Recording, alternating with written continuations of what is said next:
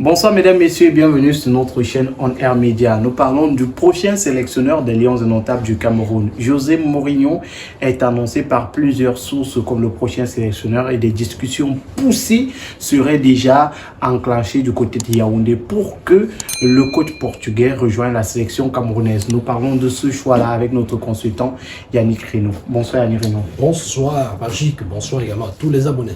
Voilà, on va saluer également José Mourinho qui pourrait être le prochain sélectionneur des Lions indomptables du Cameroun. Bonne ou mauvaise idée?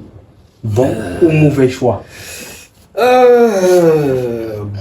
Bon choix, bon choix. Vu sa carrière, vu son palmarès, Ouais. 61 ans, son âge également, voilà, c'est un atout. Mourinho, il faut rappeler qui est Mourinho, comment est-ce qu'on l'a découvert pour les amateurs de football, comment est-ce qu'on l'a connu. Mourinho est cet entraîneur-là qui, déjà en 2003, gagnait la Coupe de l'UEFA. À l'époque, ça s'appelait comme ça encore, Coupe de l'UEFA, aujourd'hui Europa League, avec le FC Porto. Donc, voilà. Ayant battu Marseille et tout ça, je pense que c'est en demi-finale, ou en finale. L'année suivante, Mourinho, avec le même FC Porto, va battre Monaco en finale de Ligue des Champions et donc gagner la Ligue des Champions après avoir éliminé des Manchester United, etc., sur son chemin. Avec, on a envie de dire, à l'époque, on dit un petit club comme FC Porto, qui n'avait que Benny McCarthy, Deco. C'est vrai, Deco n'était pas encore très connu, c'est pas encore le très grand Deco. Le défenseur portugais Carvalho, Ricardo Carvalho, ces jours-là. Donc, avec cette équipe, il gagne la Ligue des Champions. Et il est sollicité donc par Chelsea. Chelsea, que le très grand Abramovich, le milliardaire russe, venait de racheter, je crois que c'était 400 millions d'euros à l'époque, veut un grand coach, un coach capable de faire des grandes choses, et surtout veut des grands joueurs, veut des joueurs différents, de nouveaux joueurs, différents des Damien Duff, des Good Johnson qui étaient là sur place à cette époque-là. Et c'est comme ça que Mourinho va donc être appelé dans son équipe de Chelsea. Il va donc être le manager de cette équipe. Et il avait déjà en tête des joueurs qu'il aurait voulu avoir sous sa direction. Il avait déjà fait la promesse à Didier Drogba lors des matchs contre Marseille que là où il ira, s'il peut le faire venir, il le fera venir. Donc, il fait recruter Didier Drogba à l'Olympique de Marseille. Je veux dire, de l'Olympique de Marseille pour Chelsea. Oui. Ses débuts ne sont pas faciles.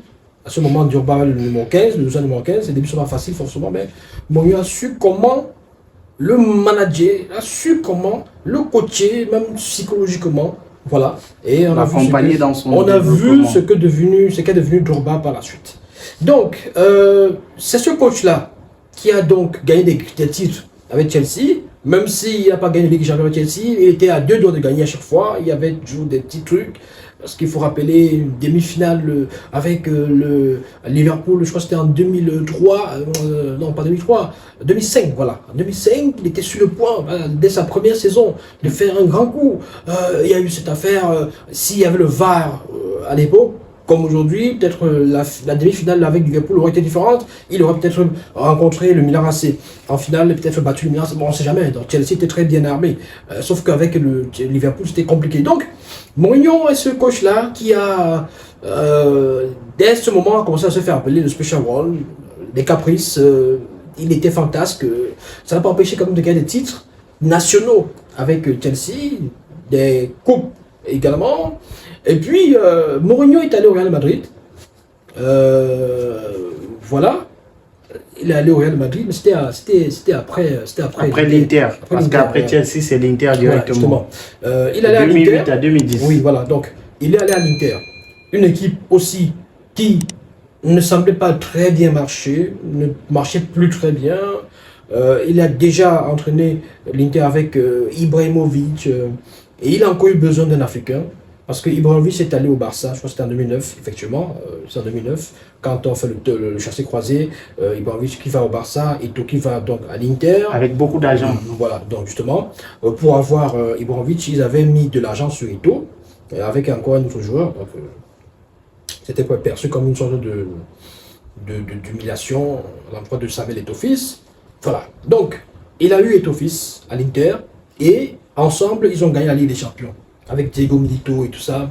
L'effectif n'était pas forcément un effectif comparable à celui du Barça et d'autres grands clubs, mais il a réussi à s'imposer avec cette équipe-là et à remporter la Ligue des Champions 2009-2010. Donc, voilà Mourinho, c'est lui Mourinho. Mourinho est également ce coach qui est passé maître des missions commando, sauvetage. C'est-à-dire que sur une courte durée, il vient, il prend une équipe et il réussit quelque chose. Il réussit soit à aller en Ligue des Champions, aller bousculer en Europa League et tout ça. Donc, il a gagné quand même un titre. Parce qu'il faut rappeler qu'il allait au Real Madrid. Au Real Madrid, c'était quand même compliqué parce qu'il y avait le Barça en face. Mais ça n'a pas empêché de gagner quand même le championnat, je crois, de la deuxième saison. Avec un record de points, de buts. Cette année-là, Ronaldo a marqué, je crois que c'était 48 buts en championnat. Meilleur buteur sous les d'or. C'est pratiquement l'équipe la plus offensive que de l'histoire du Real Madrid, qui a marqué beaucoup plus de buts. Je crois que c'est 103 buts, 105 buts par là. Et qui n'a encaissé qu'une trentaine de buts. C'est des records que jusqu'à présent Mourinho détient au Real Madrid. Donc, voilà Mourinho. Mourinho, c'est un entraîneur qui, quel que soit l'effectif que vous lui donnez, arrive à réaliser au moins quelque chose. Donc c'est quelqu'un qui, avec peu, est capable de faire beaucoup de choses, est capable de faire quelque chose. Alors comment est-ce qu'il fait ces choses-là? Mourinho se base beaucoup plus sur son influence, sur son charisme d'entraîneur, sur son charisme, et il est un leader, un entraîneur charismatique à qui la plupart des joueurs obéissent. Ce n'est pas facile de lui tenir tête. Ce n'est pas facile de lui tenir tête. Pardon, je reprends. Ce n'est pas facile de lui merde. Ce n'est pas facile de lui tenir tête à Mourinho. Voilà. Parce qu'il a un charisme et il a une influence auprès de certains joueurs. D'ailleurs, des Drogba, des Eto'o peuvent vous le dire. Eto'o d'ailleurs, Mourinho l'a fait jouer comme latéral à plusieurs reprises. Il l'a mis sur le côté à plusieurs reprises à l'Inter. Et il n'a pas bronché parce que c'est comme ça. C'est le spécial rôle. Quand il dit, on fait. Donc c'est comme ça. Mais Mourinho, c'est aussi un entraîneur qui peut carrément tomber dans des conflits avec certains joueurs. Parce qu'avec Mourinho, quand vous avez aussi un certain charisme et que vous avez la grosse tête, ça peut pourrir le vestiaire, ça peut pourrir une équipe. On se rappelle du cas de Paul Pogba à Manchester United. C'était même l'une des raisons vraiment pour lesquelles Mourinho avait eu des problèmes là-bas et il avait dû s'en aller.